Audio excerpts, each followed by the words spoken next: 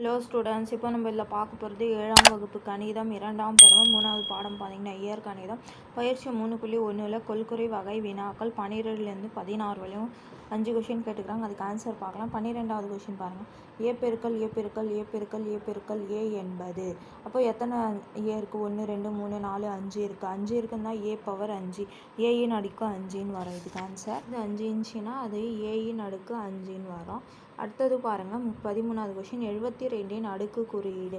72இன் அடுக்கு குறியீடுனா பகாகாரணிப்படுத்துங்க. பாருங்கள் 72 2ஆல் பண்ணிங்கன்னா 3 2 6 6 2 12 மறுபடியும் 2ஆல் பண்ணிங்கன்னா 1 2 2 8 2 16 மறுபடியும் 2ஆல் பண்ணிங்கன்னா 9 2 18.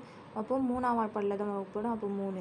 அப்போது 2 வந்து 3 வருது, 3 வந்து 2 முறை வருது. அப்போ 2இன் அடுக்கு 3 3இன் அடுக்கு 2ன்னு வரும். இதுக்கு ஆன்சர் அப்போ பாருங்கள் 2இன் அடுக்கு 3 பெருக்கல் 3இன் அடுக்கு 2.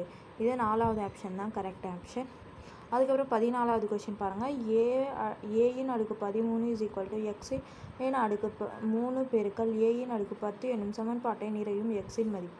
இங்கே எக்ஸ் இடத்துல என்ன வரும்? அப்போது இது பாருங்கள், அடிமானம் ஒரே மாதிரி இருந்துச்சுன்னா மேலே இருக்கிறது கூட்டிடணும். அப்போது 13 கூட்டிங்கன்னா 13 ஏ வருதுன்னா அப்போ அடிமானம் இங்கே பார்த்தீங்கன்னா ஏ தான் இருக்கும். அப்போது ஃபஸ்ட்டு ஆப்ஷன் தான் கரெக்ட் இதுக்கு.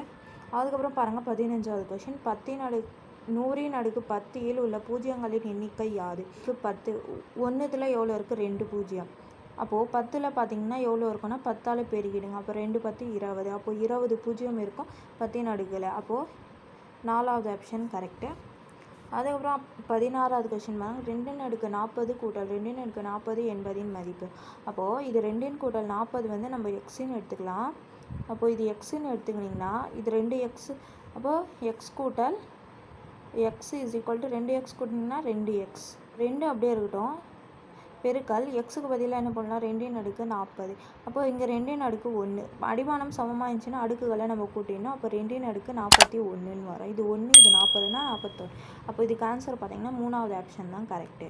புரிஞ்சுதுங்களா? அவ்வளோதான். 5 கொஷினுமே ஆன்சர் கண்டுபிடிச்சிட்டோம்.